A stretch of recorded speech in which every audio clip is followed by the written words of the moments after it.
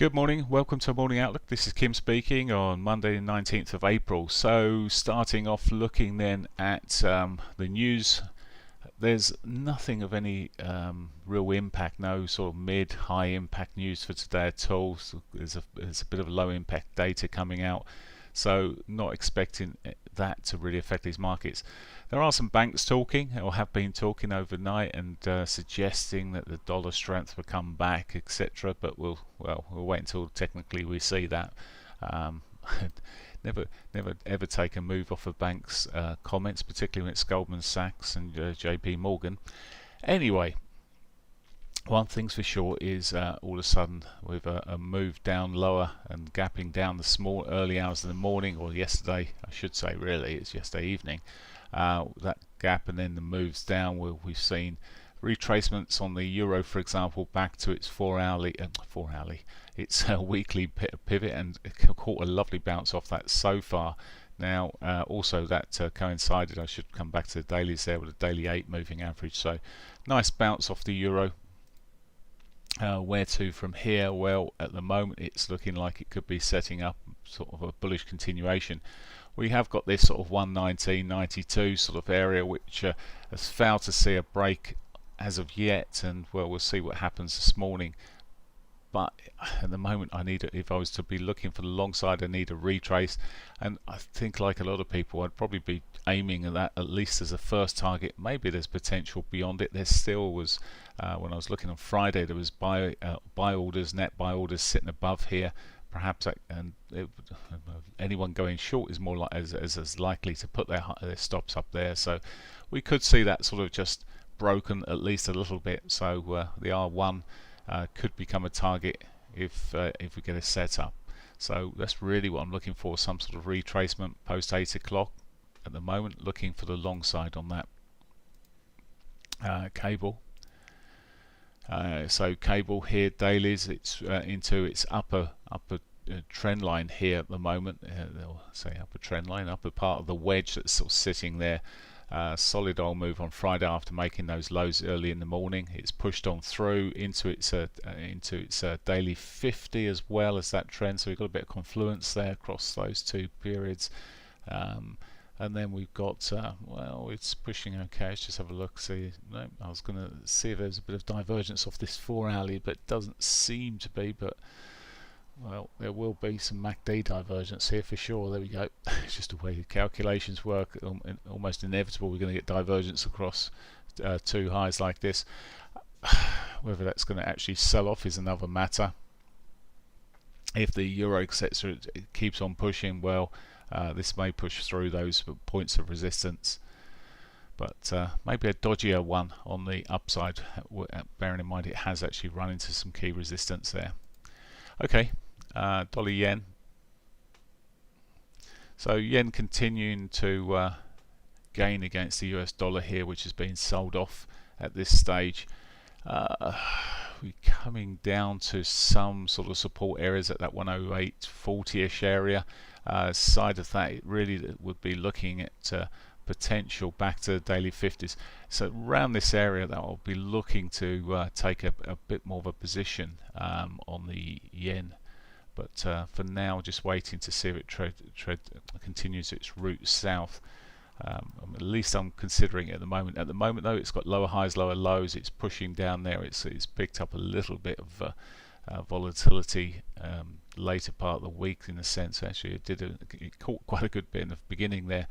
Has got its weekly pivot above. Now, any change to this, maybe a break above that 4-hourly 21, well, that would be an initial target, and then you've got this sort of crossover of moving averages here. That's a def cross that's shown on the 4-hourlies, but it doesn't mean saying the market's going to continue rolling south. But there is that it's a delayed reaction, these moving averages, of course, but it is a weak signal, really, weak signal, and a weak sign of weakness. That's what I really meant. Okay, Aussie dollar. Aussie's picking up again this morning, or has been picking up a little bit here. It's messy over the tops there. There wasn't actually divergence. It was a lower high at the tops there, but there was the original divergence. But well, after last night's performance, it seems to be holding up. If it does start selling off, the weekly pivot there at 76.93 becomes a target. Its performance overall has been a bit more stayed. Said that's the lower highs coming in on Friday. At the moment, it looks a bit soft where it's sitting here, and it's just not pushing up quite the same as we've seen with the euro. I'll be wary about this on the long side. That might still, and if we're looking and the market gets a bit chopped, this might be the short-term trade back to its weekly. Okay, that's the Aussie Canadian dollar. Canadian dollar was strengthening against the US dollar on Friday. There you go, it closed. The US dollar closed down against the Canadian dollar there. It's looking with these lower highs and lower lows that have been coming through like they could be a continuation. It's certainly looking a little bit more solid in its move than the Aussie was there, but well, yeah, just looks like there could be further downside on that Canadian dollar. New Zealand dollar, just quick look as it's Monday. I tend to look at this a little bit here now and again, but it's pulled around this morning. We had the gaps down on the open yesterday evening. It's pushing up quite strongly at the moment. It's not moved up by the looks of it quite as strong as the Aussie had, but it's got a very similar picture when you look at it in the shorter time frames, for almost a copy. Sitting there, and again just running into resistance here, so just be a bit more wary of that. If anything, the euro, looks like the one with the strongest potential for upside if it does push on. But as I said, even on that we need a retrace. So there's the currencies. Let's have a look at the S&Ps. So no shocks for Friday to see yet a new high pushing through there. Let's come down the time frames where we are at the moment. So we've had a bit of a retrace. This just, I mean, it may be worth watching this out this morning. I've just come down to the hourlies there. They've got the weekly pivot below, would provide some nice support and maybe opportunities. That said, if it does it's closed its gap from the close gap there. If it finds a bit of support here, just be a bit wary because it will have put a lower high in. But as soon as we start seeing it taking a push up again, well, there may be opportunities to look for further highs. One thing to bear in mind, actually, I think it's JP Morgan that pointed out there's a lot of insider selling going on with these stocks, which is not unusual when they're pushing up to new sort of highs. There will be plenty of senior managers that are sitting there with options to sell, etc., and they say options, and they're probably taking advantage of them at the highs. But just be wary.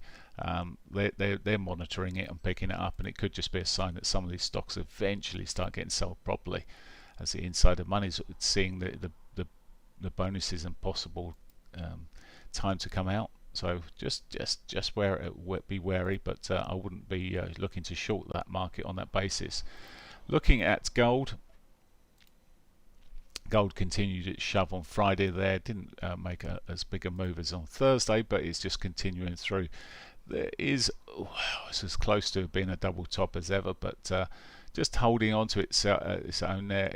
I mean, it didn't quite, I don't think, make that new high, although there's a bit of divergence. So if it does make it, it'll maybe even give us a bit more divergence. But at this moment, it looks like, well, it's going to push on again. There's a bullish engulfing candle there, the previous 60 minutes, and at the moment it looks like there's a bit more upside to be had there in gold. Okay, that's pretty much it. Bitcoin apparently took a bit of a beating over the weekend, but am I going to see much of this? Let's just bring it to the dailies. There you go, it's gap down. I really need to look at it on a different chart here, and sorry I can't share this one with you, but it did take a much bigger beating, coming all the way down, almost down to 50,000, and then picked up. There was some comments that China is shifting its tone towards Bitcoin, and that might certainly would help it if that was to continue. But Ethereum also took that same quite harsh move down there. For some, it may have been a decent opportunity to jump aboard. The Ripple almost, well, from its nearly $2 at the beginning of the week, dropped down to almost 1.1 there, just over 1.1. So quite a significant percentage drop off there, but that too is now being sort of bought again. As I said, some people may see these as opportunities to buy back in at this stage. Okay, that's it for me. I wish you a great day, and I will catch you on tomorrow morning. Take care. Bye for now.